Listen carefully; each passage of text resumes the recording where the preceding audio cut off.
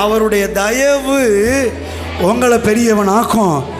ஏமாத்துறவனுக்கு முன்னாடி ஏற்றி உட்கார வைக்கிறது தேவனுடைய தயவு.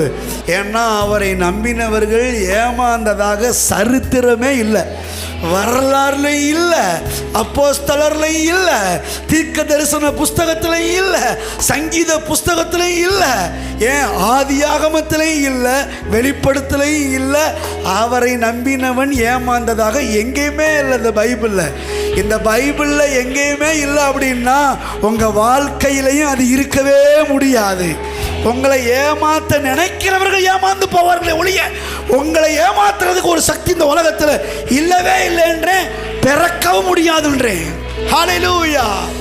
என கையேந்த விடல, என்ன தலை குனியவும் விடல, உம்மை நம்பி வாழ்பவர்க்கு ஏமாற்றம் இல்லை, ஏமாந்து போவதற்கு நீர் விடுவதில்லை, உம்மை நம்பி வாழ்வதற்கு ஏமாற்றம் இல்லை.